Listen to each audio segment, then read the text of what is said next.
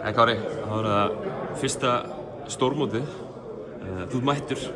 Hvernig er að vera komið með þessu liði á Eurobasket 2025?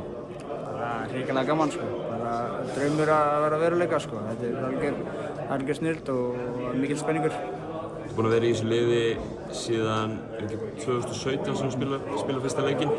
Sem er í raun og veru árið sem síðasta ár sem Ísland fer á lokamót, búinn að fylgjast með uppgangi upplýsu landsliðsins aftur á stærsta sviði. Hvernig hefur það verið? Bara rosalega gaman sko. Ég tók þátt þarna í fyrsta glugga eftir Eurobasket 2017 og hef verið svona mestmegni með alltaf síðan og það hefur verið heill og það við höfum farið í djúpa dali þar og hátt og settum okkur markmið að ná þessu og bara það er rosalega gaman að sjá að við séum mættir hérna og ætlum að gera hluti og bara já, við erum vel undirbúnir og erum spenntir fyrir þessu. Hvernig fer ykkur liðið hérna á hótelinu? Það er mjög vel, það er ekki hægt að kvarta hérna sko. Við erum bara á flottum stað og flottu umhverfi og það er séð okkur eins og við séum kongar og það er bara voðalega fínt. Leikurinn á morgun gegn Ísrael. Það spiluðu við það fyrir einhverjum árum síðan eða ekki?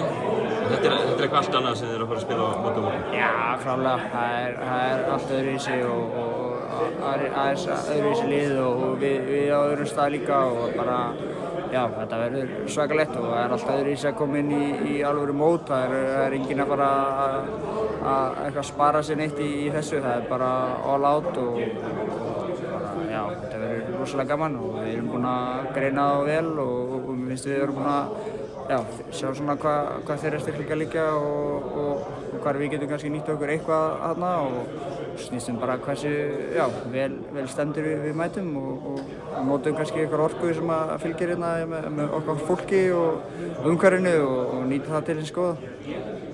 Bláa hafið, vantilega mætt í Spotek höllina á morgun. Ekki gaman að fá að spila leiki þar sem að fara að heyra eitt og eitt víkingaklapp og mögulega ég er komin heim og eitthvað svona. Er þetta ekki stemming? Jú, það verður geggjað sko. Það er bara, maður er spenntur að sjá allt fólkið okkar þarna og maður þarf að þekkja annarkvæmt andlit þarna í stúkunni ef ekki fleiri og bara að fá aðeins hvatningu og svoleiðis fyrir utan Ísland með okkur er mjög gaman og við erum bara, vonandi getum við veitt skemmtun í þessu. Kæra þakkir, Kári. Gangi ykkur vel.